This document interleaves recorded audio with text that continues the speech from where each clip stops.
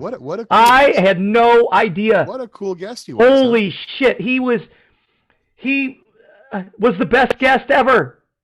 The best globaling guest ever, right? Oh, well, I think How could you get a better globaling guest than that? He never once came back with a pre-programmed, like zombie comeback. What about seasons? What about sunset?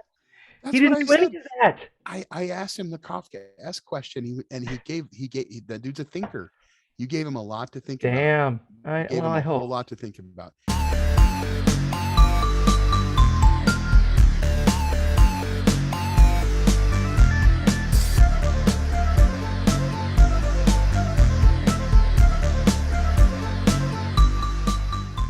And then we definitely want to talk to you about kind of about Creed thoughts and about what happened there and about the Office, and we should have at least one more person joining. So I've probably seen The Office all the way through probably 15 times. Like, it literally is like the background noise in my house when I'm just trying to like zone out and turn my brain off. So damn, I've only finished season 1. What do you think so far? Oh no, there's a meme. There's a freaking meme. I listened to your. I know there's another meme. I listened to your first podcast. It was really good. I mean, you guys did a really good job. Are you enjoying it, or is it like you're like Yeah, so far I'd call it like a 6 or 7 out of 10. That sounds right. The first season, like people said, is a little rough for sure. But people say it picks up around like the beginning of season 2. So I'm gonna stick with it for a bit. We'll see how it goes. Season 2 picks up a little bit. There was one particular episode, and I can't remember what season it was in right off hand. Like, I watched it off and on for a couple years when it first came out, and I thought, man, this is a stupid show. I don't want to watch this. And then I saw one particular episode that was like one of the funniest fucking things I've ever seen. And that moment I became a fan, and the rest of it was good. Nice. Yeah. And that's kind of how it works out. My son and my wife just got home, so it's not a big deal. You guys can come in. Don't worry about it. But yeah, it was definitely it's definitely fun. And Austin, come here.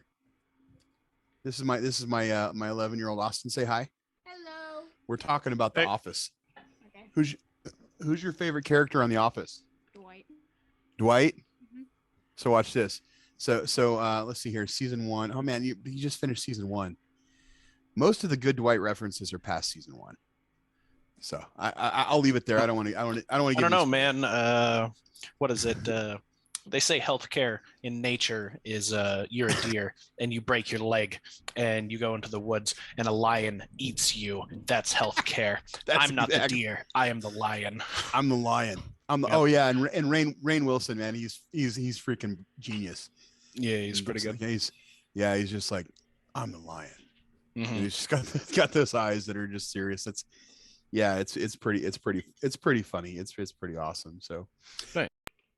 I was just saying, welcome everybody. This is going to be a small group tonight. We only invited a small group of friends, and this is going to be edited and aired premiered on YouTube and Facebook. So yeah, it's just no formal format tonight or anything like that.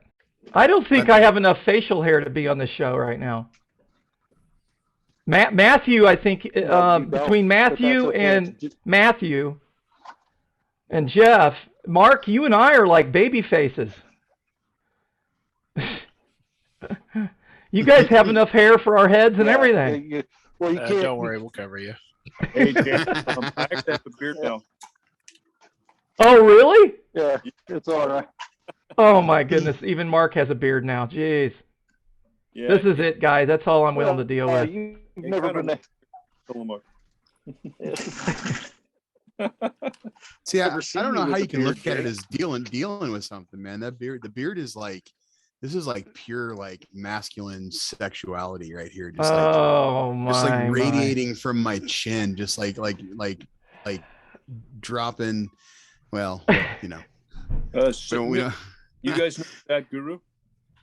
What's that? You guys know that yogi who's all over YouTube, Sadhguru? Yes. The Yeah, he just did a whole video about hair, facial hair, and everything. yes. It was pretty interesting. Yeah, See, I that's mean, what we got on top, it's though. it's funny. It's funny. People will talk about your hair follicles as being, they'll kind of view them as an extension of your central nervous system, but the hair that grows out of them is apparently not. I don't know. I'm gonna have to rein all you in because it's time to start the show. It's 2 after. I want to say one little thing though.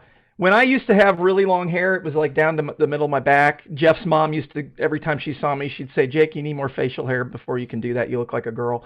But when I had that long hair, I used to believe, and this is just a thought, that it was like an antenna that helped me connect to everything that's out there.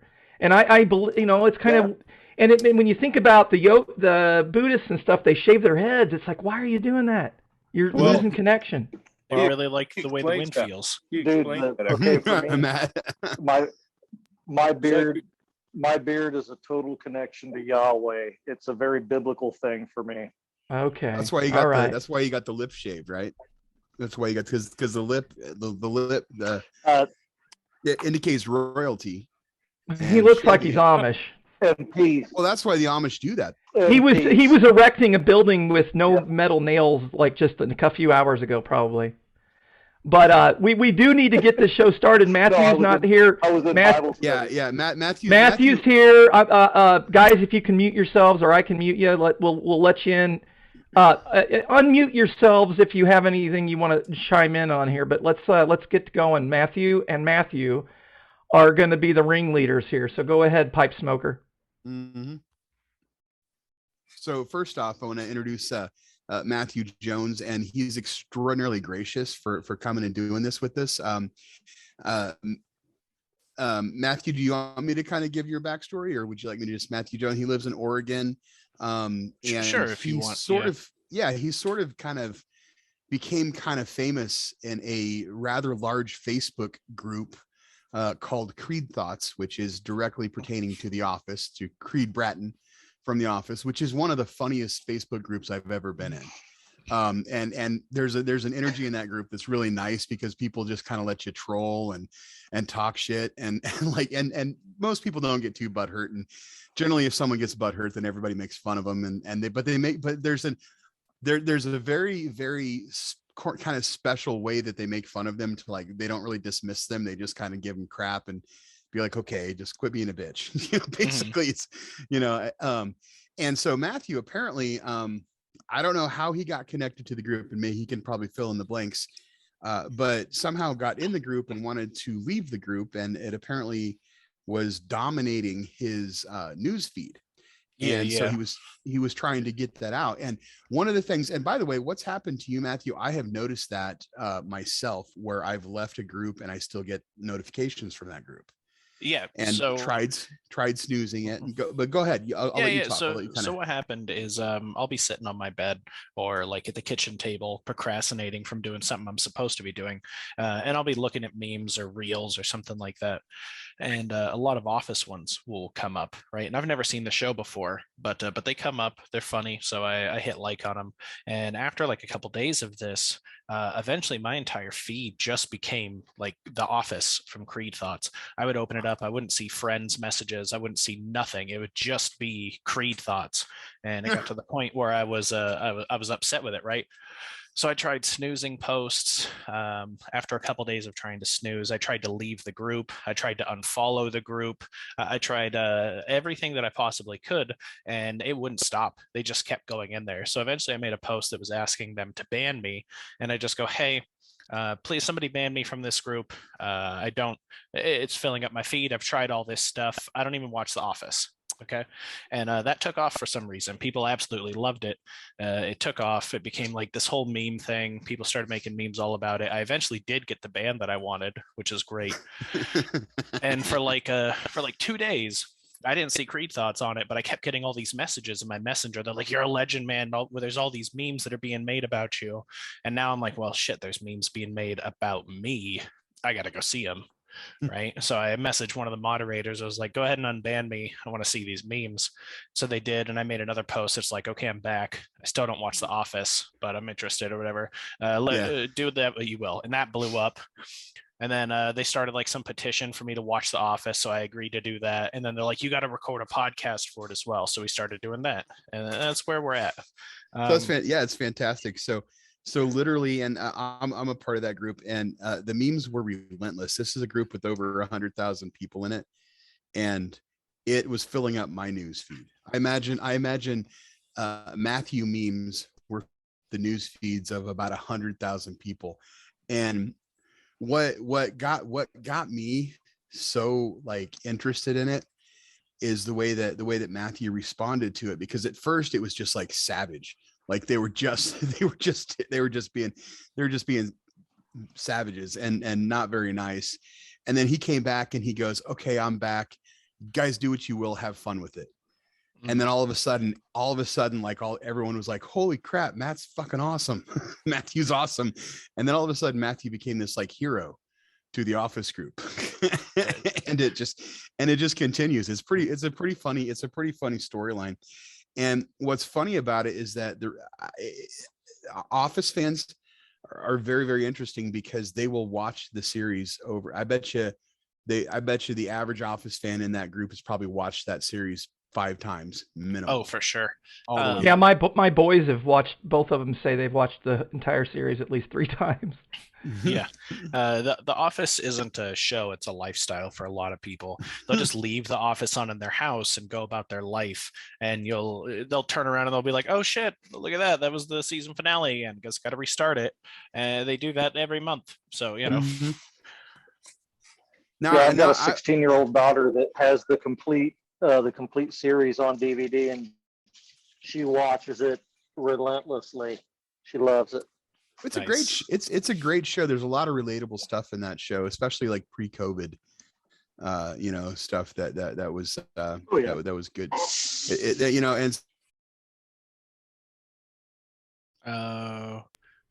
got locked out. He got locked up. I was going to say, you guys talking about The Office reminds me of Seinfeld.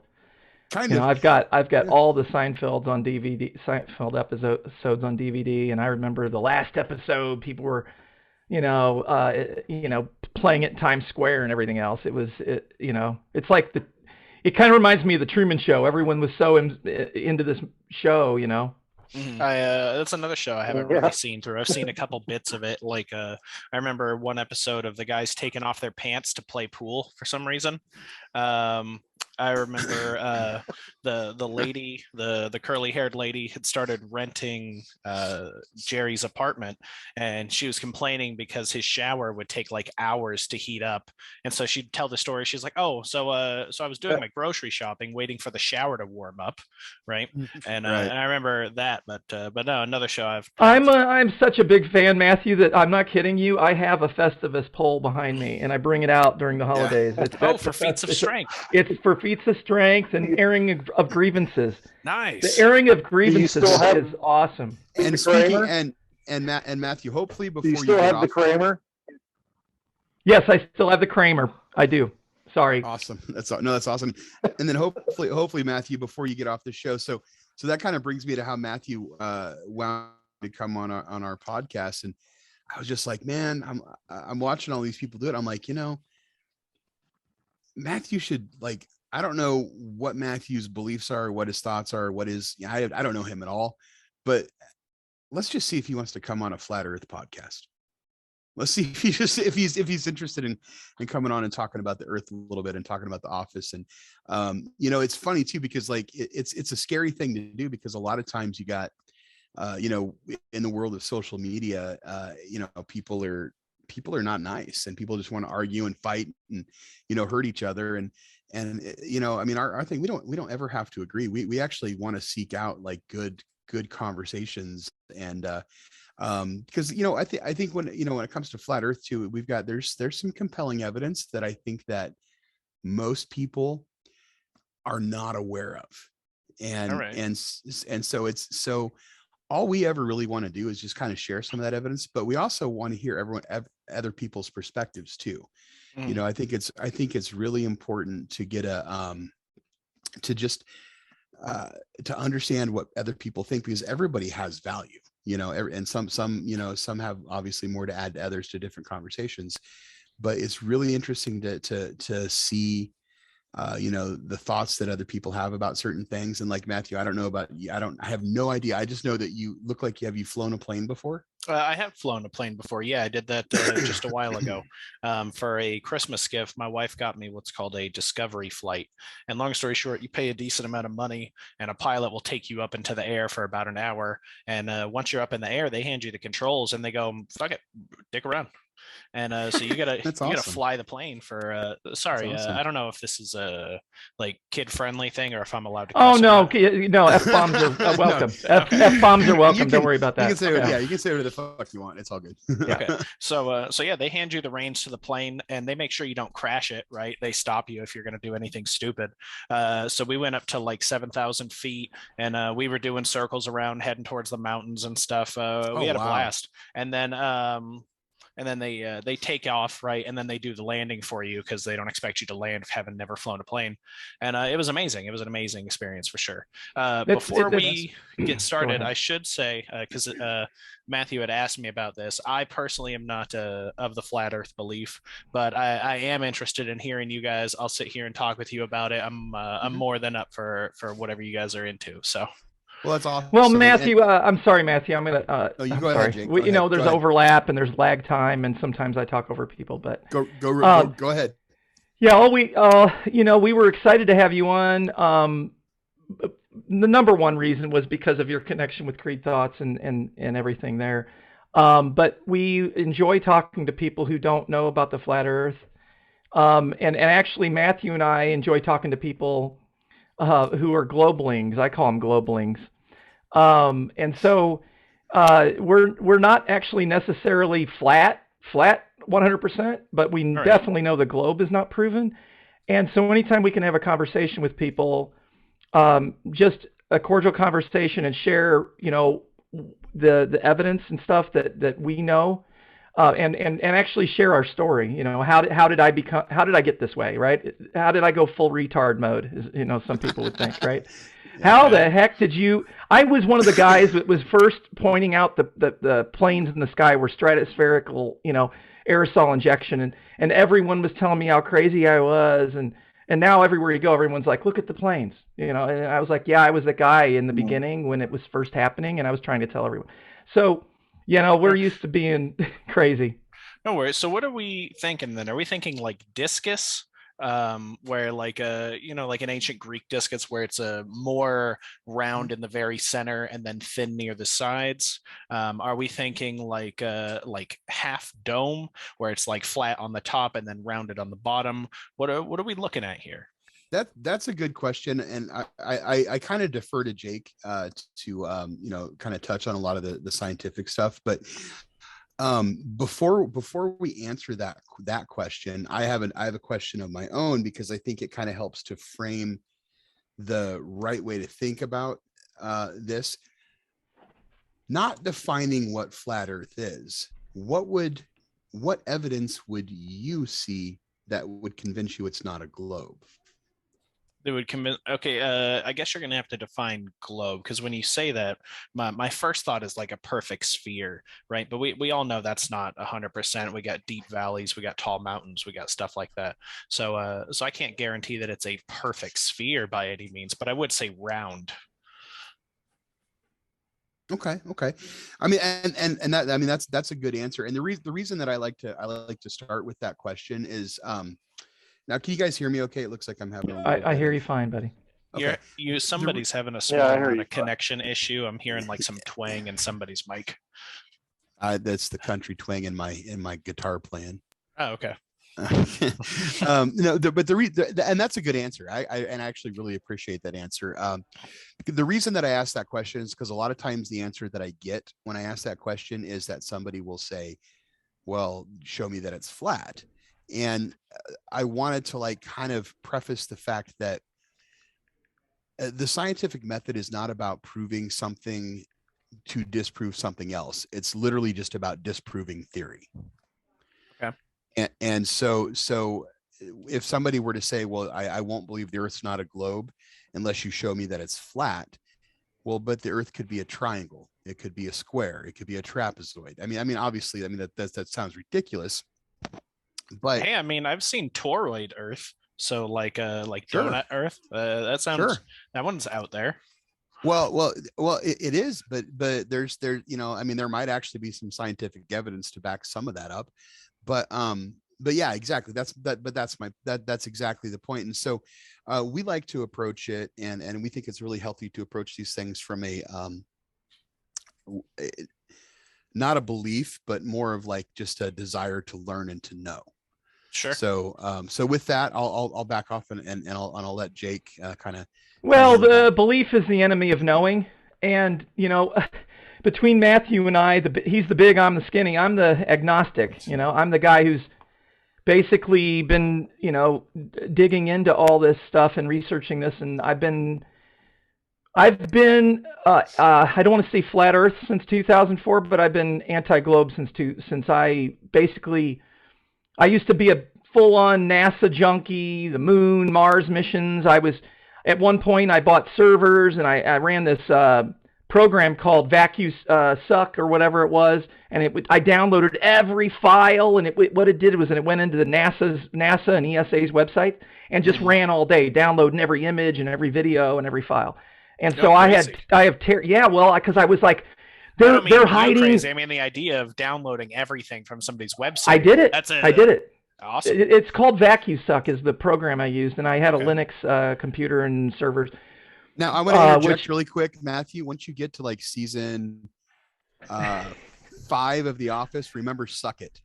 Just remember that. Just let that sink in your head. Okay, go ahead. But yeah, I downloaded everything, and at the time, my whole premise of doing it was to prove NASA's hiding stuff about Mars, prove NASA's hiding all these missions to the moon, and I was buying all this propaganda that was going around. I mean, they put this stuff out, and you don't have to believe me on that, but in hindsight, I realized that was happening. And so in doing that, going through all their videos and all their pictures, I started analyzing all the pictures and videos and realized they were all fake. They were all photoshopped. They were all manufactured. And then NASA actually comes out and says that everything's photoshopped, and it has to be. And then when you realize that NASA admits they don't have a picture of the Earth, what in the world is going on here that NASA does not have a picture of the Earth in 2022? I mean, how many years has it been? Jeez. So when you think about there's no real pictures of the Earth in 2022, you know, you realize that all the images of the moonwalks and all that were faked. You know, that's where it started breaking down for me, really. That was the eye-opener. And at that time, I didn't know the Earth was not a globe, but it evolved into that, you know, when I realized there was no pictures of the Earth. And this is 2004 era, you said, or when you started there? Like around the release of Vanilla World of Warcraft. Yeah, I don't know. Yeah, okay. My kids can tell you that. I don't know. Is that important? I mean, what is that something you think has important? No importance at all? No bearing on it whatsoever. That was a real question, because a lot of my a lot of the way that I approach a lot of stuff that I see is from, you know, just from entertainment and how that entertainment kind of works into programming. So I thought maybe you had some sort of string, some sort of string there. But yeah. I have a question. References in my mind as to so I can like put this on a timeline, right? And I'm thinking like Vanilla World of Warcraft drops 2004. You start your venture. Now I know where we are. So my question that was leading up to a question to you, Matthew Jones, MJ. Where do you stand? And this is what I ask everyone when I want to approach the shape of the Earth. As far as the moon landings. You don't need to preface things in the thing like it seems like you may feel bad about asking questions. Don't feel it. Just shoot them off. All right. So moon landing. I think and that's good, man. And Matthew, I really appreciate you, because I think that's the one thing that we don't want to do is make somebody that has a different opinion than us feel like we don't care about their opinion, or that we think Yeah. Sure. No, Yeah, no, we no, value you 100%. So, So moon landing, my opinion on it.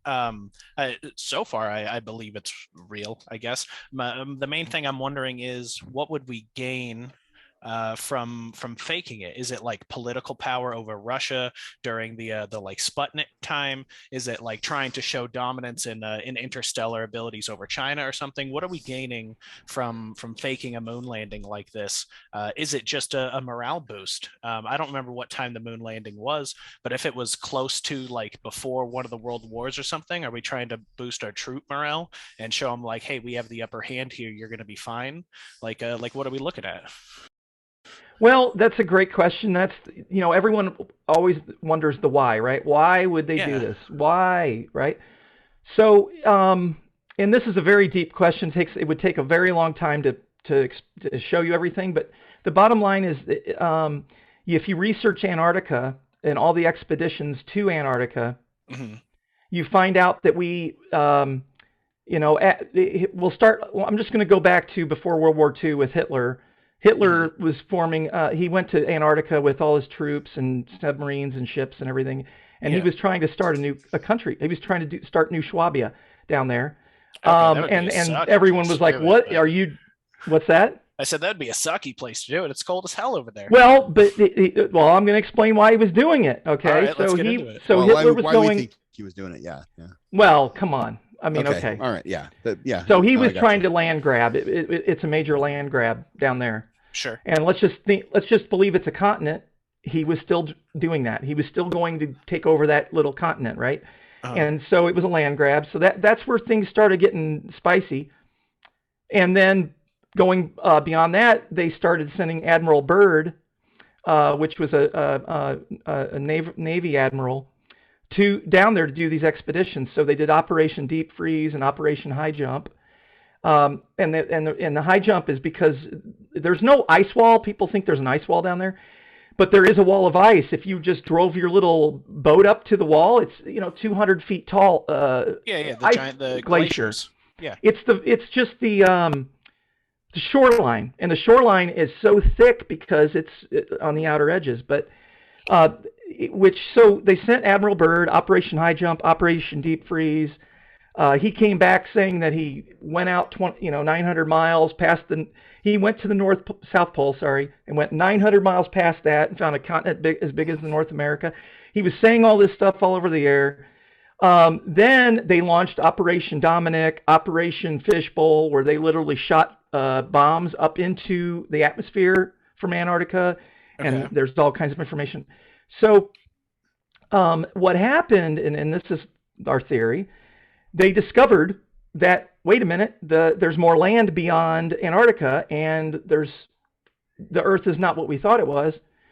And so they formed the Antarctic Treaty. And when they did that, a handful of countries signed under the Antarctic Treaty. And since the Antarctic Treaty was formed, there's been another 100, like signatories or whatever signed onto it. Okay. So back to your question, the why. I mean, that's the major why, is that there's more land and that the Earth is not what we thought it was. It's not the shape we thought, or there's more land and there's more territory, and there's more resources. And so what's really weird about the whole thing is that this is the first time that every country in the world has said, you know what, we're going to protect this one piece of land. We're not going to fight over it. Okay. It's so the first time. Okay, so hold on. A second ago, we were talking about why we would fake the moon landing, and then we Right. moved on to Hitler's Oh, Antarctica. I'm sorry. Well, yeah. well, Are we it's saying because- that we faked the moon landing because Hitler found Antarctica? No, we're saying it led up to that. I'm sorry, Matthew. Yeah. So Okay. Go ahead. I was leading up to that. Thank you for bringing me back full circle here. Yeah, Jake. So Jake- once Jake they- gets off once- on little tangents. Once so they it's- realized that there's more land beyond Antarctica and the Earth is not what we thought it was, hmm that's right after that is when they started faking space. And you can go all the way back to when they first started making movies about flying to the moon. You can research all of these things, and this is all on my intellectual catch-up channel. But they basically decided at that point they needed to go into space and fake it. And this is again my theory. Okay. The the idea is that it's very expensive to do all that research and to go out beyond Antarctica. And how are we going to fund it? Well, we can fake space and say we're going to, spend billions of dollars. And how much does NASA get per day? 60 million a day or something? And they take and fake all the space travel, and then they literally, let me just give you an example. This is declassified now. NASA is the world's largest purchaser of helium. They buy more helium than any other entity in the world. Okay. And they launch, this is declassified, they launch thousands of weather balloons from Antarctica every year. And they throw them up, and they have ways of controlling their elevation, and they're just constantly going around up there, these balloons. And they're called satelloons. And so NASA's launching satellites that are taking pictures of Earth or pictures beyond Antarctica, right? And so all that's expensive stuff going on. Yeah. So how are they going to fund it? Right. But go helium is one of the rarest gases we have anymore, right? We used to have a huge abundance of helium. And if it wasn't for whatever legal thing that says helium has to have a set price, one of those little balloon things of helium that are in the propane tanks at Walmart would cost you like over $100 or $700, some crazy ridiculous amount, because we're running out of helium. So yeah, I mean, especially with prices like that, if they're shipping that much stuff, that's going to be expensive. That's a huge amount of expensive. So let me get this straight, right? We're using moon landing to take money for what that project would be, and we're going to ship that over to Antarctica to do more Antarctic tests. Partially. Yeah? Partially. Okay. That's my first. That's the first. It's a partial answer, and I think that's part of it. But yeah, that's a good place to start. But go here's ahead. The question. Okay. We're doing these in Antarctica, right? Here's the real thing. Are we going up or are we going down? Are we going up into the sky above Antarctica? Are we looking at stuff? Or are we going down beneath the glaciers into whatever's going on down in there? You want to answer that, Matthew? You want me to? I can field that. Well, I mean, first off, you're talking Hollow Earth stuff, which I don't. Well, like I don't mean it's a fantastic question, and so okay. I don't mean necessarily Hollow Earth by any means, but like there's caves. But are we digging? Are we digging into caves? Are we going down and looking to see what's down there? I mean, it doesn't. So. And this is another tangent because there's other reasons as to answer your question why fake the moon landing, and there's other factual verifiable evidence that that is not general knowledge that we can lay out and show you. So to answer that question, there's just first off, it's a lot of speculation, but I would actually venture to say that going to Antarctica itself is actually going up.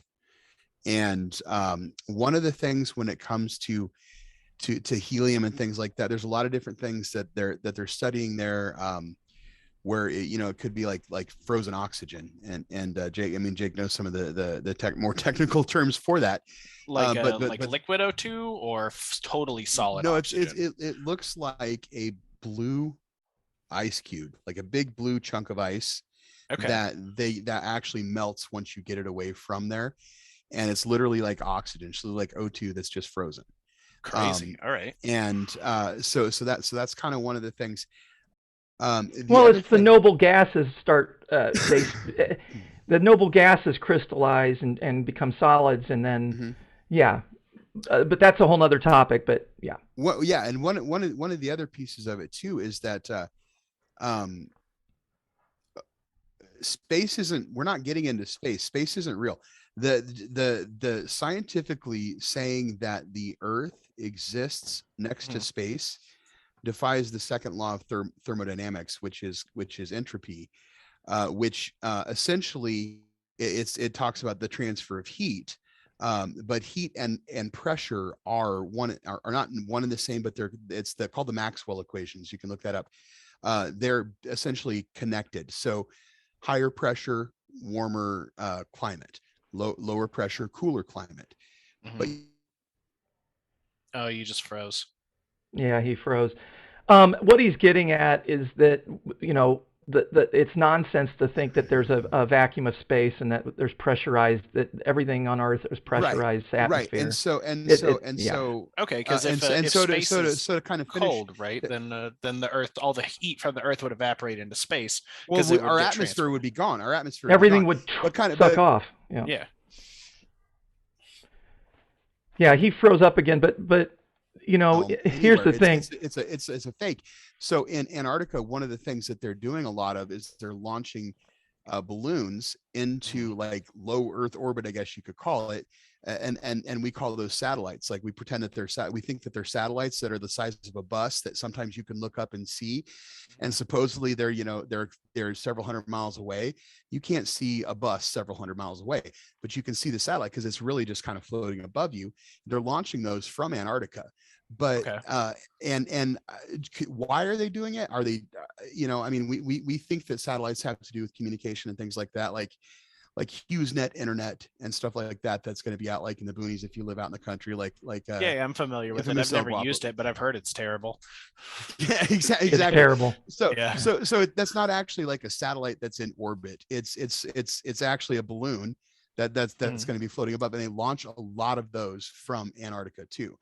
Most of cell phone communications, you should like take a look and at the under ocean, under water wiring that they have from country to country for your cell phone communication. It's still going through wires. It's just under the ocean.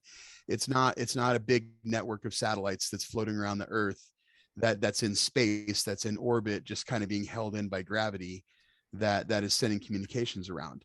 And so Well, GPS started out as land-based triangulation. Well, then I was just going to and ask, right? Like, because we have a GPS. I mean, we have a GPS in all of our phones, and most of them are good enough now that they can pinpoint you down to the size of a dime, no matter where you are. Mhm. Like, it'll show me on what part of my house I'm in, even. Sure. So what is how would GPS work, right? Well, GPS was land-based when it started, and it stayed land-based. And it's the reason why if you take your GPS device off the coast 100 or 200 miles, you disappear and you can't use GPS. GPS cannot be used over the oceans because of this fact that it's land-based. And that's why you'll never see plane flights over the ocean in vast distances, because the GPS doesn't work there, especially in the southern hemisphere. So yeah, GPS is land-based triangulation through antennas. And going back to your why, I touched on the first why is there's more land and resources, and they want to keep us where we're at. The second we could spend a whole nother hour talking about, but there's a lot of other whys. But let's just say money. I mean, how much does NASA get per day? 60+ million a day. I mean. And then they give us horrible fake CGI. I mean, I've got hundreds and hundreds of videos and pictures of scuba tanks captured on the ISS, harnesses, glitches on their CGI, hands passing through apples, and bubbles. I mean, I could just go on and on. Bubbles floating up when they're faking it in their little pool. I mean, all of these effects, they can't run the CGI full time on their shows and not be captured. It's just like I compare it to the Weatherman. If you ever watch the Weatherman, he's always pointing at the Earth and where the clouds are, and there's always problems. Like oh, I'm pointing over here. It's the same thing, but with NASA.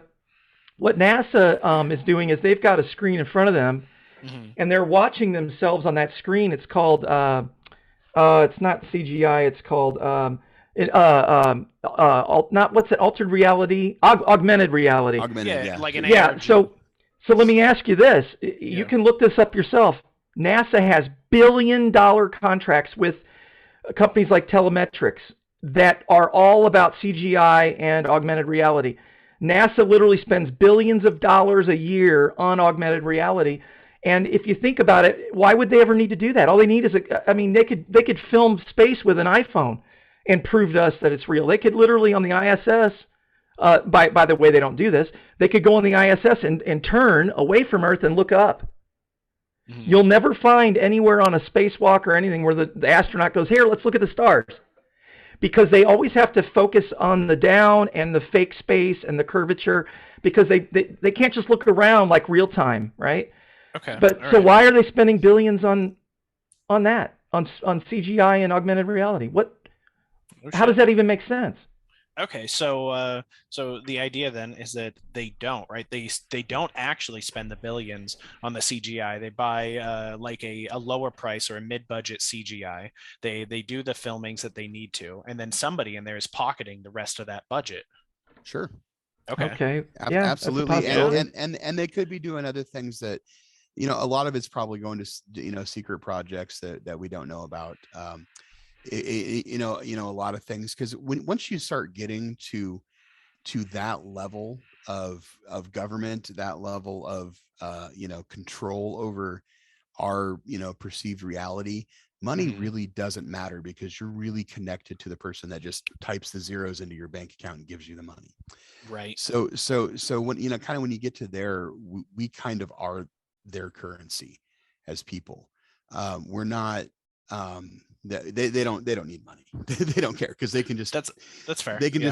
just give themselves as much money as they want.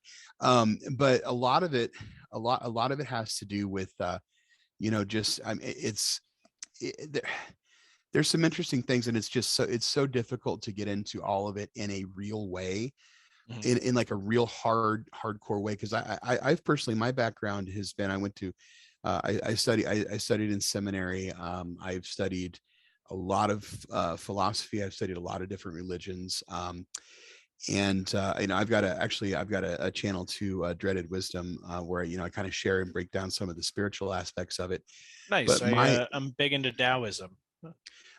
perfect, beautiful, and a lot of my background and belief is what I call spiritual science, I guess you could say, and that's the belief that there is pseudoscience, and the globe is pseudoscience. It absolutely is. All right. I'm not saying the earth is flat, because that's like being caught in a Kafkaesque mind trap.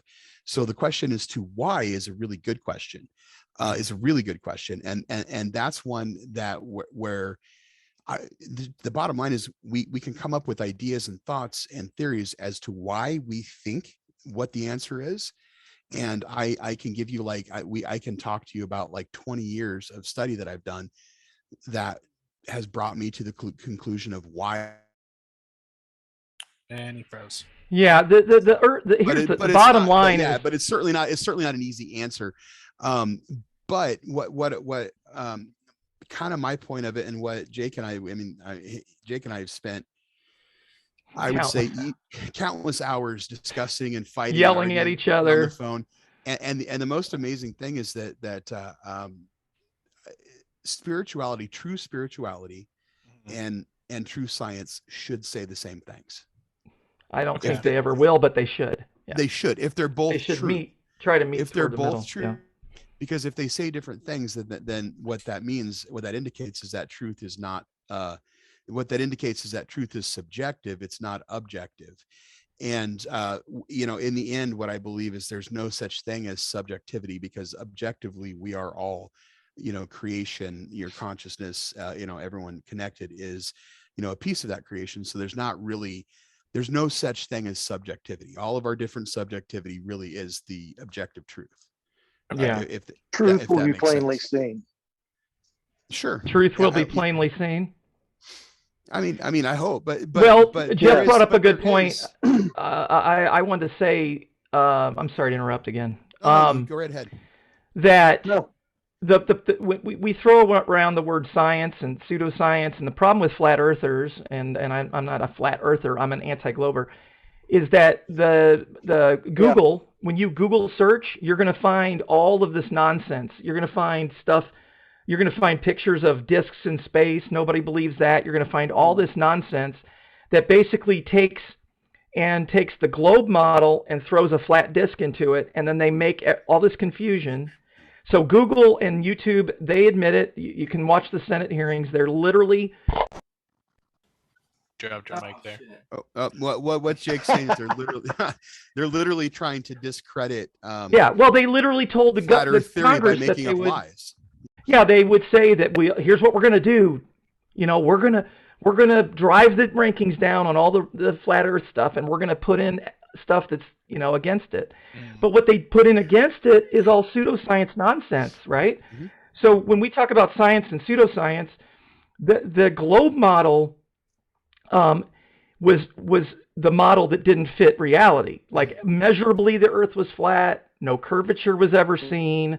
All of the scientific tests like Airy's failure, Sagnac experiment, Michelson-Gale, gyroscopes, the fact that Polaris is always the same spot. Cavendish. Well, no, that brings up gravity. That's not what I'm talking. Well, the but all of the scientific experiments that were ever done to prove the Earth was moving, proved the Earth was stationary, and there's never been an experiment to prove the Earth was moving that was positive or a success. Every test failed and proved the Earth wasn't moving. So if the Earth isn't moving, that brings into question, okay, how's it a ball if it's stationary and all of these things? So then what do we get? We get pseudoscience. We get, well, Coriolis, right? Cloud patterns. That does not prove the shape of the Earth. Or Foucault pendulum. Those pendulums in the museums require magnet motors and to keep them going. It's nonsense. Sky observations. They say, well, the other proof the Earth is a ball is because the moon is a ball and all the other things are round. That's like saying, Matthew, right now, look up at your ceiling or where you're at in your room there, look at the shape of the light above you, and then tell me the shape of your floor. It's complete and utter nonsense to say I'm going to look up and tell what I'm standing on, right?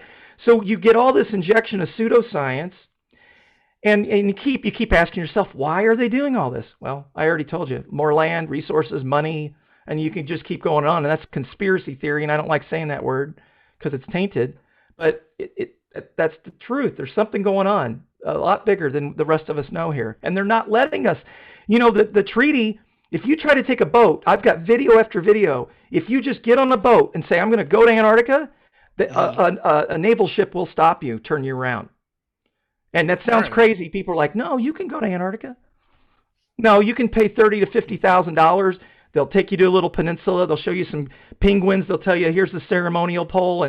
And we leave it here because the real pole moves around. And if you want, you can go 100 miles over there and there's the real pole. But here, just touch this ball and say you were here. Get back on the plane, go home. And you rich idiot, you got to say the Earth was a ball and you touched the South Pole. It makes no sense at all. No circumnavigation. Okay, Matthew, I'm sorry, guys, I'm rambling. Matthew Jones. Yeah, I'm still here. I'm listening. Millions and millions of people have circumnavigated. Yes or something every now and then to let you know that I'm still here.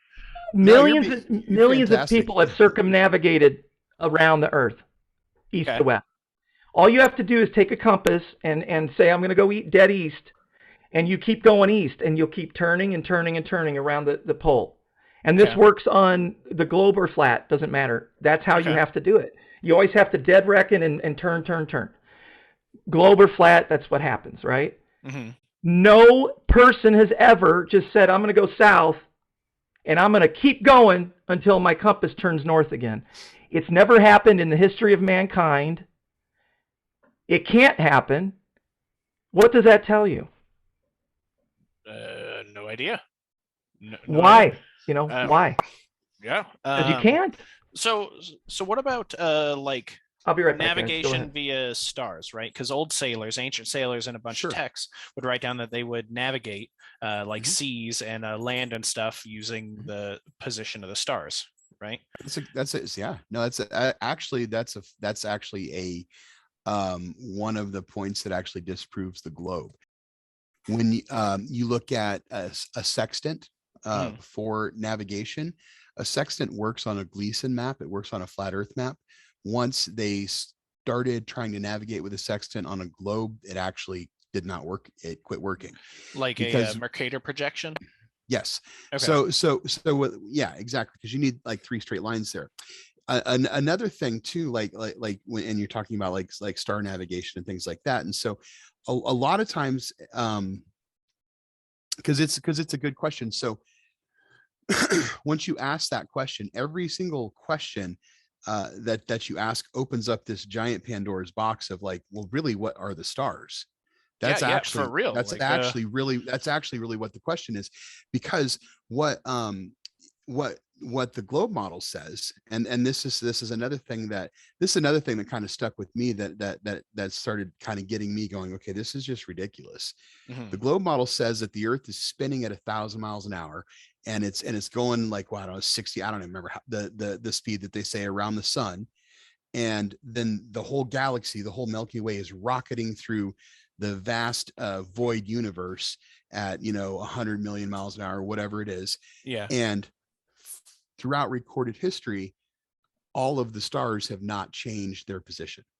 So all of these stars that are supposedly like just like massive 100,000 miles away, or millions of miles away, have stayed in the same visible position for the entire like eternity of man. Well, there's sundials. There's sundials over in Asia that are 6,000 years old, and they 6,000 years old, and they can count by the second. They have second increments on them. 6,000 years old. I had to step away, guys. I'm sorry. That's okay. He brought up celestial navigation. Did you answer that about well, we talked about the sextant a little bit. Well, the sextant doesn't work on a ball. That's what we talked about. It can't. I mean, because you take a measurement here, then you move all the way over here, and you take another measurement. You're pointing out in space like this. You're trying to make a triangle. I mean, we won't even get it. It's just complete insanity. Everything that you, Matthew, no disrespect, but we were where you are, and everything we believed was complete insanity. Made no sense. It was unscientific junk. Are you familiar with the Georgia Guidestones? No. You should know about them. You should. There's a statue erected in Georgia. It's called the Georgia Guidestones. Country or state? The state. The state of Georgia. Okay, I wasn't expecting that answer. And it's a complete. You can drive there and visit it. You can. It's written in several different languages. I don't have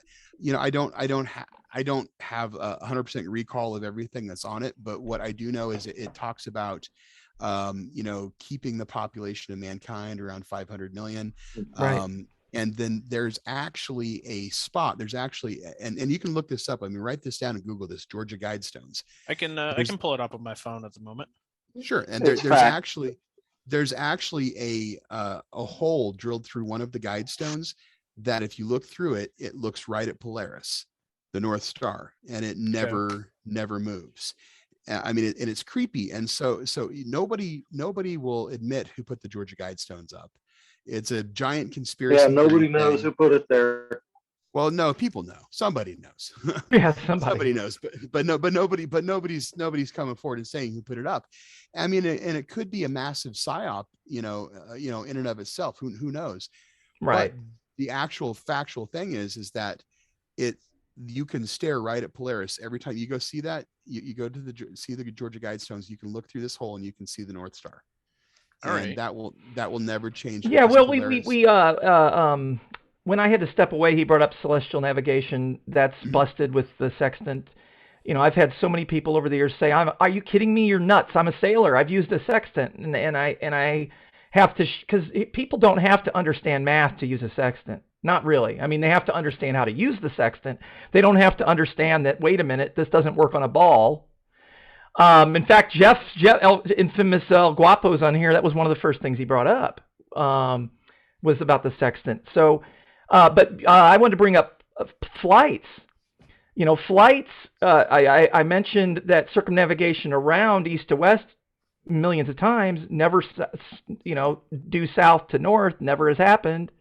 If you look at air flights, if you actually pull up flight maps and look at all the flights that happened over the course of a year, they do not make sense on a ball Earth. They make sense on the flat Earth. And that's because they can't fly across Antarctica. They can't do it. So everything has to go. Here's a question, Matthew. Okay. On a northern hemisphere flight, flying from one country to another country in a northern hemisphere, do you see any reason why they would have to go to the southern hemisphere to get there? I don't know. I don't know. I'm asking you a question. Northern hemisphere to northern hemisphere. Why would you have to go to the southern hemisphere? You don't, right? We're saying like Canada to Russia or something, right? Yeah. To disprove the Sybil. Okay, hold on. We'll get to that. All right. So every flight that goes north to north, anywhere in the north, Hmm. never goes below the equator. But all the southern hemisphere flights Hmm. from southern to southern must go northern hemisphere and then southern. How does that make any sense? Is it Mind possible, blown.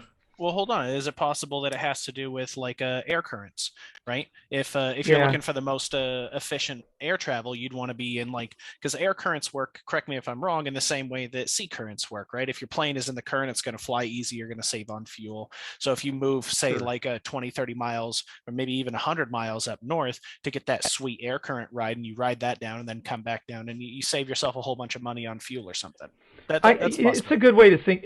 But at the end of the That's a day, good I'm question. telling It's you, a really good question. it's Yeah. the shortest straight A to B. That's what they do is they're saving on fuel and they go A to B. They're not going all the way north and south because of wind currents. It's You because can it's the actually, shortest distance. you can actually, if you, are you familiar with the Gleason map, GLEASON Gleason map?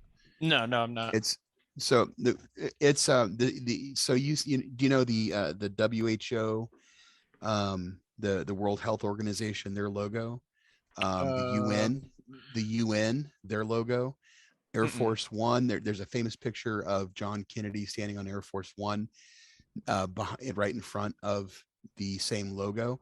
Oh yeah, Their yeah. The logo. UN logo is like a top-down something. No, that's the Gleason. It's not a top down. That's the Gleason map. That's Okay. that is the flat Earth navigation map. That's Okay. that's the map that on flat Earth that's used to navigate. You can take that map and you can Google flight patterns, and then you can look at them and you can see how, you flew from New York City over Montreal and then did this big curve and then came down into, London, Okay. right? And that you can look at a Gleason map and you can see how it's actually a straight line. Okay. Right. Oh, I know, like if you take a Mercator projection, right, which the Mercator projection was made for navigation, at least that's the story behind it, is that you can take the globe and you can push it out onto a flat square on the idea that a round globe goes on the flat square. And the Mercator projection, you can draw a line from one point to another, and it might look more like rounded and weird and oblong on a globe idea, but on the Mercator projection, it'll look like a straight line, and that's supposed to help with navigation in that way. Is that around the same idea that we're talking about here? Well, when we thought the Earth was flat, we used a sextant and it worked. And then Yeah. when we thought the Earth was round and we used a sextant and it didn't work. And so then we had to come up with an alternate form to make it work again. Well, Okay. here's the thing about one thing I wanted to point out. There's so many layers to this, Matthew.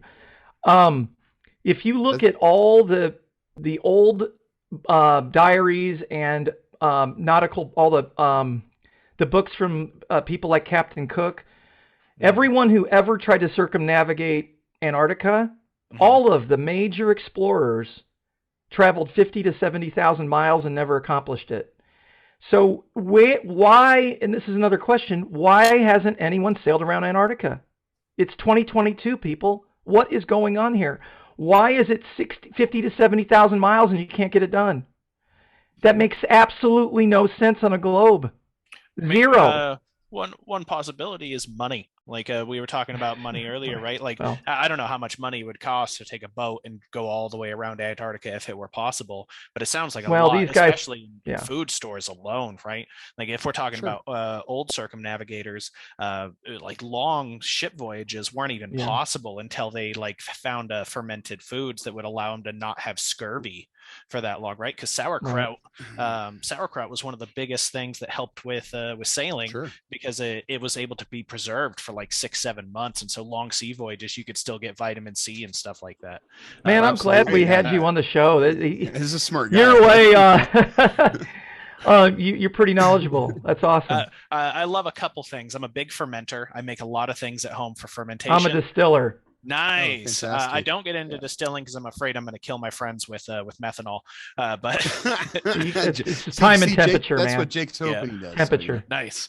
So I'm big into fermentation. Awesome. I'm big into sea shanties, and I'm big into old sailors. And those are like the three things that I'm all about. So are you then we need to Captain get Cook. Captain Cook. I'm not. Captain Cook. I'm currently listening Check to out- one of the check great out Captain courses Cook. all about ancient pirates. And unfortunately, my job changed, and so I don't have any time to listen to it. So I got cut off in like the middle, which is a little unfortunate there. So Well, two Admiral- things I want to Admiral mention Bird- is Admiral wanna Bird, I'm sorry. Real quick. Go ahead. One thing? second before you guys continue. I got about 10 minutes left before I got to go to bed because I'm All wake right. up at normally about at 5 in the morning. So okay. Gotcha. So Admiral Bird, real quick, I want to interject this. Was on TV after Operation Deep Freeze, and he said on television, he was asked the question by the host, is there any land past Antarctica? And he said yes, and this will affect a lot of young men and young women who are like explorers and excited about things. There is land beyond Antarctica. This is Admiral Byrd. He's a naval admiral.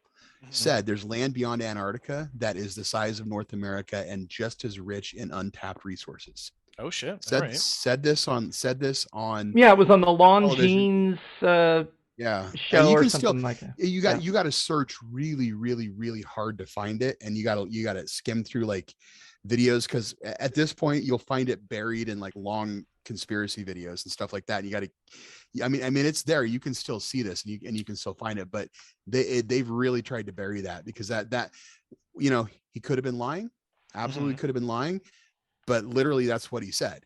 And Well, he said 900 miles past the 90th degree. So in that case, There you he go. would have been over Australia and found that continent. past Australia. I mean, Yeah. he said he went to quote the by- 90th degree and went 900 miles past the 90th degree and found a continent the size of North America. Okay. Quote by Admiral Byrd. Admiral There is Byrd. left in the world today an area as big as the United States that's never been seen by human being and that is beyond the pole, on the other side of the South Pole from Little America. And then there's a little map on the thing that I'm looking at, and it's like South Pole, Little America, and then like a picture of the US drawn over it. But okay, so there's supposed to be now, as rich in resources, are we talking like OG California before we burned California to the ground, like old milk and honey land, or are we talking like Alaska, right? How it was like we bought it from the Russians because everybody thought it sucked, but it's full of oil and has a whole bunch of like delicious bears. Like, I what are think we you got to talking about? ask Admiral Byrd. I don't know. Okay. Have to ask the penguins. Okay. But what I wanted to circle back to Captain Cook. Mhm. One thing I did was I went through and read everything I could that he supposedly wrote. You have to take it with a grain of salt. Exactly, right. Like, But he how old is it? described and all that. the Right. sun and the midnight sun, or day, when the sun was up all day, Yeah. or when they had daylight all day, right? So Yeah. in the Antarctic, and this is a major difference that you got to wrap your head around. Mhm. There's the Arctic and the Antarctic. The Arctic, the sun arcs around you in Okay. in the Arctic. In the Antarctic, the sun rises in the east, Mhm. and sets in the west. But what happens, and this is what Cook wrote about, he said that they'd be sailing, they would have daylight all day long. They would have light, and that's because the noble gases are lighting up. People don't know that either. The sky's blue the because the northern lights. the noble gases glow. So Okay. Yeah. and so people say, well, there's a 24-hour light in Antarctica. It proves the Earth's a globe. No, it doesn't. So what Cook writes in his book is that the sun would come up Mhm. from the east, and it would roll, when he could see it, it would roll across the horizon, all the way across, and it would go out and disappear again into the west. And that's because it's in the Antarctic, and the sun is antarcing around you. Okay. It's not arcing around you, it's antarcing toward you and away from you, anti-arcing around you. Okay. So that's the Arctic and the Antarctic. That's the biggest proof the Earth is not a globe right there, is because you cannot see the sun go all the way around you, that you can actually see near the North Pole. You cannot replicate that at the South Pole. So, and then I want to go back to 85 Lashes rum. That was my rum that I won a silver medal with at the World Spirits Competition in San Francisco.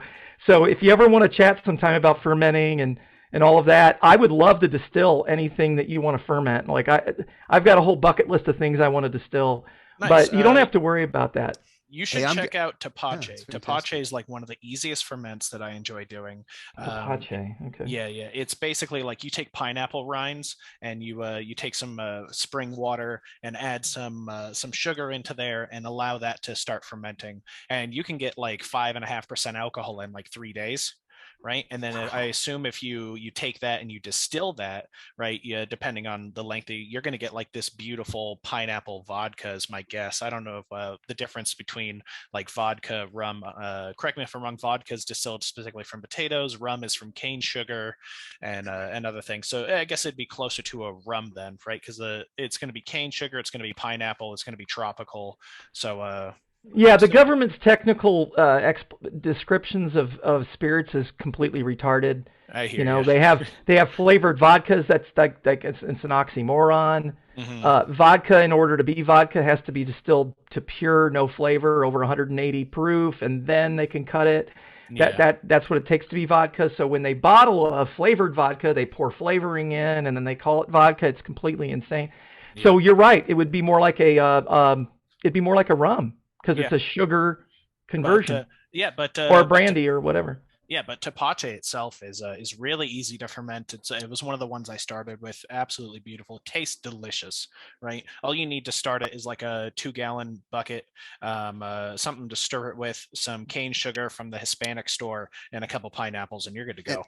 and what's that called? It's called Depache, like Tapache with with a T, T E ta P A C Tapache. So H it's E. like okay, that's fantastic because I'm actually getting ready to um move off grid with my family probably within the next 8 months or so, and we're Nice. moving to a community where I'm learning about distilling. I would be brand new at it. It's something that I've never focused on, so I love hearing about it. Farmers used to all Uh, distill their some crops and they ran their well, tractors on alcohol. Well, Yeah. I Yeah.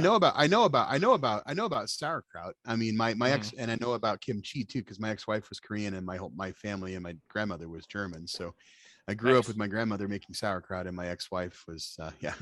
We didn't make kimchi because I mean not the I real love way, kimchi. but It's delicious. I make yeah. kimchi. I make sauerkraut. The biggest thing I Now, Ah, do do you is hot now sauces. I what's make the a difference? lot of fermented hot How would sauce. you explain I'm the difference jealous. between how would you explain the difference between kimchi and sauerkraut? Okay, so the easiest thing is the fish content, right? Traditional Okay. kimchi from Korea uses a lot of like fermented shrimp paste, fish Oh, okay. themselves. They'll use oysters. They use things like that. You can make vegan kimchi not a problem without any of it. It just doesn't, I in want my to do opinion, that. doesn't taste as well, right? Right. You have Right. you and fish sauce and soy sauce are all like real common ingredients in it. And where German sauerkraut is like you just take some cabbage, you throw some salt on it, you mush it down so it like excretes its own juices, and then you pound that into a jar with whatever spices you want, and that's sauerkraut. Kimchi Right. is Right. like Takes about you yeah. need like Kimchi takes a long onions. time, right? I mean, I Well, they thought it was both something do. too that where they would bury it in their backyard, like bury it like like in a kind of an No. underground root cellar type thing is what. Some people do. I'm not familiar with any of them, but like, so the idea is that you're going to take all the stuff that you want, right? You're going to mix them all together. Mhm. And like the idea of kimchi, you would have your Napa cabbage, your onion, ginger, scallions, Wow. all the stuff that you want in there. Radish even, and you're going to put that in your jar. You're going to let that sit and ferment in its own juices, and it's going to sit Oh, there sounds for, good. yeah, it's delicious, 2 to 3 weeks. It's really good. And you can see like how close to being done it is based on the amount of like bubbles that are still coming up. If you can like give your jar a Oh, little twist and the bubbles are still like Yeah. rapidly coming out of it. Effervescence. Just Exactly. Yeah. yeah. If they're still Damn. doing that, then it's not ready yet. Like normally, there's multiple stages of fermentation, and I like to end my stuff around like stage 1 ends, where it stops its rapid bubble making fermentation and goes into that much slower, less gassy. That way, when you jar it, you put it in your cans and stuff like that, it doesn't blow your bottles up. Well, oh, you actually want fantastic. to Wow. do that as well on fermentation for distillation because if you let a fermentation go too long, it'll start creating more methyl Yeah. alcohol, and that's where you get the poisons. But you don't have to worry about the poisons if you run the still right. Because you take all those off. Hmm. I used to actually capture the methyl alcohol in different fractions, and I just capture it in little vials. Hmm. And I would capture the apple flavor, the orange flavor, lemon flavor, and so on, and in tiny droplets. And then the trick is you put a drop of that back into the whole mix. So yes, that is lethal poison, but you put the drop in for the apple smell or the orange smell. Yeah. And that's what I loved about distilling was that aspect, just time and temperature, lots of notes. We need to continue this conversation, Matthew. I think we made fast friends. But I know you need to get going. I want to say one thing before you go. It's a little plug. I don't get paid for this. Matthew and I don't get paid for this. But one thing that I mentioned early in the show was that if you Google search or YouTube search for Flat Earth, you get fed junk. And so my friend David Weiss has an app he put out called the Flat Earth Sun, Moon, and Zodiac Clock app. Okay. And it's not a free app, but I recommend it to everyone who wants to research this. And basically, if you were to go do the research on your own, for every 1 hour you spend, or sorry, 500 hours, you're going to get 1 hour worth of good stuff, right? So we're giving you a shortcut, and this is the app. It's got everything you'd want to know. It's got playlists. It's got all the questions. It's got books. And so I recommend it. We don't make a dime off that, but I want to get that in there.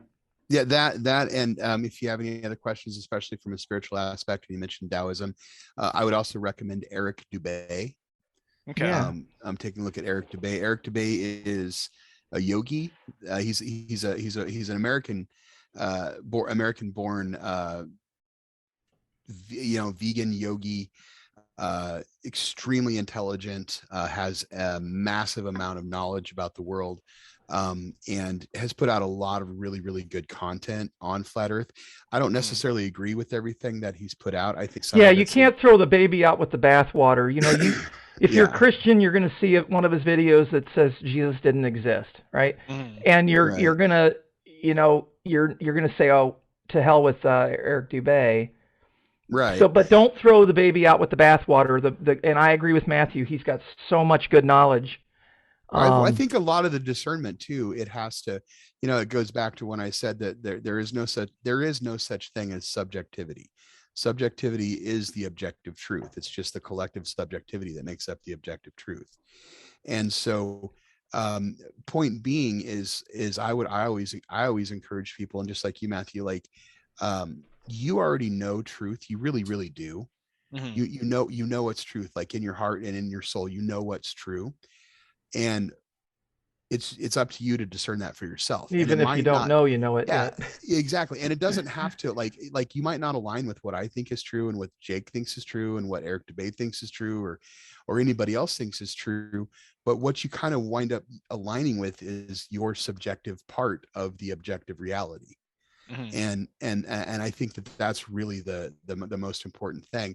And I think that if we each honestly seek that, what starts to happen is the facade, because I firmly believe the bottom line. And I think when we talk to people that believe the earth is a sphere and are kind enough to talk to us like you were tonight, I think I'd like to maybe see if they'd be interested in sort of, so we gave you sort of like a base of sort of where we're at. And then I'll also give you sort of like the meat, like the filet mignon at the end. And there's a bunch in between that got us there. So the bottom line, the filet mignon at the end, we don't believe that the earth is a sphere. I don't believe that the earth is a sphere. Okay. I don't necessarily believe it's not possible scientifically. I don't necessarily believe that the earth is flat. I think that's a misnomer, but I think it could be proven flat. I actually think that the earth is a different type of realm that we haven't defined, and we probably won't completely ever define it. But what we can do, Meister Eckhart is a mystic, like an Orthodox Christian who kept with Orthodox Christian theology, aside from the Nicene canonization of the Bible, which changed a whole lot about Christianity. And one of the greatest points that I heard from Meister Eckhart that I just thought was fantastic, and this is absolutely not, Meister Eckhart is absolutely not to be confused with Eckhart Tolle. Okay, two completely different things. Okay. Meister Eckhart would say, you know God by knowing who God is not. So instead of in this Kafka mind trap where, because a lot of times, and I really appreciate your answer to what would convince you that the earth is not a globe. You gave a really good answer. A lot of times people are caught in this Kafka mind trap of, well, if this, then that. And so 9 times out of 10, the answer that I hear when I ask somebody that question is they will say to me, well, I believe that the earth is not a globe when you prove to me it's flat. And they're caught in this, well, if the earth is not a globe, then it must be flat. And being flat is ridiculous. Being the science. Concavity is something no one ever thinks about. The science that supports the globe is also ridiculous. It's actually it's not science. It's actually pseudoscience. it's actually just as ridiculous. It's but that's a hard thing to swallow. So the crux of the bottom line of why to answer, to give you my why as the moon landing.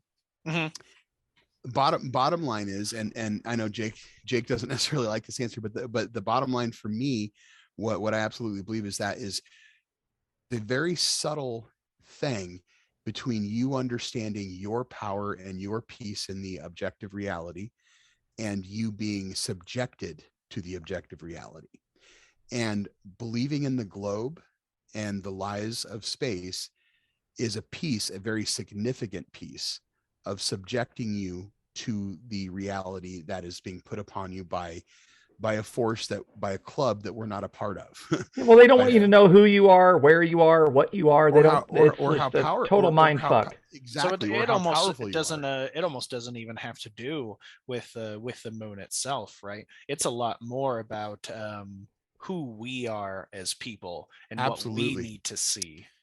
1,000%. Oh my goodness, we didn't even get into the moon.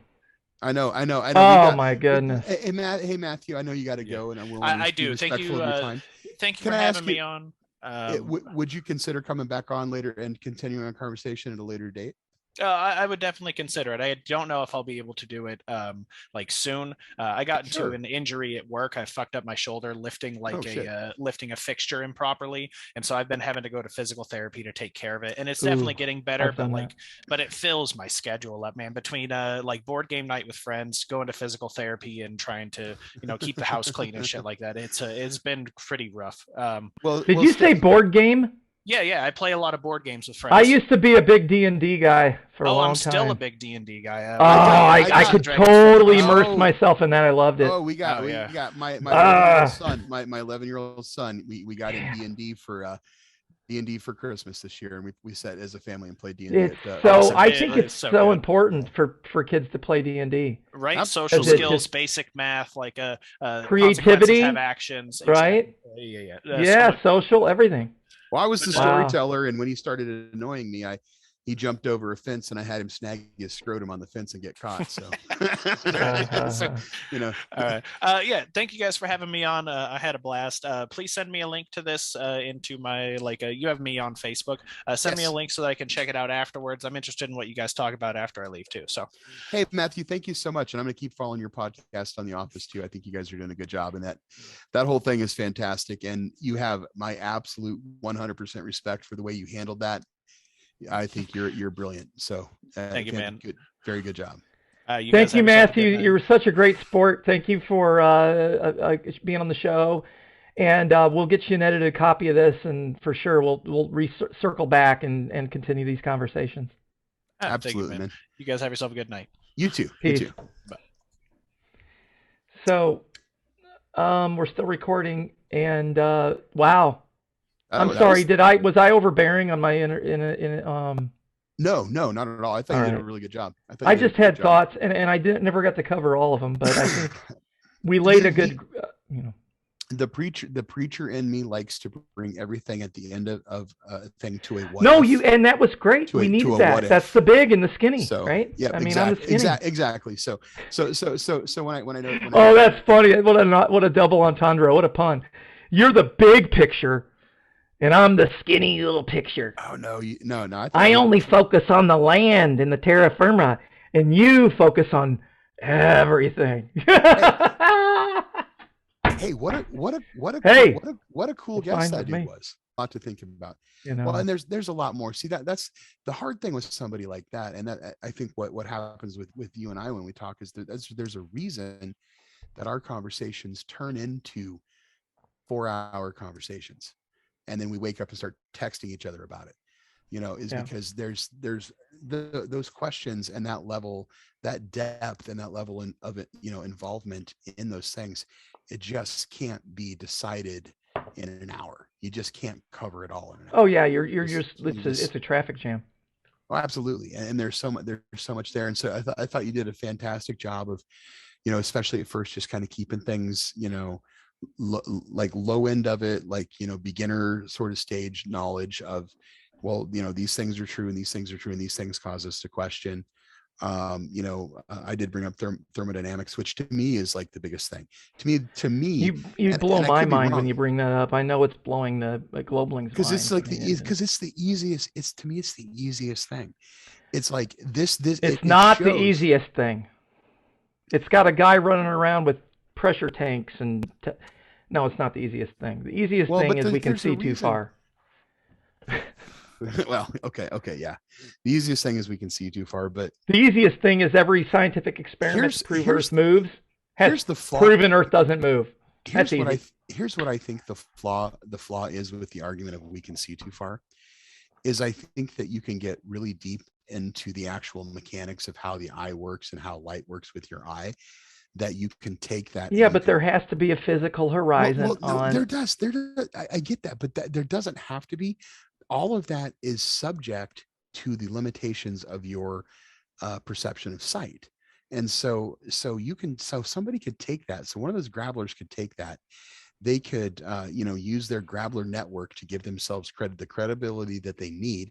They could create a whole new pseudoscience around it and take people in a completely different direction.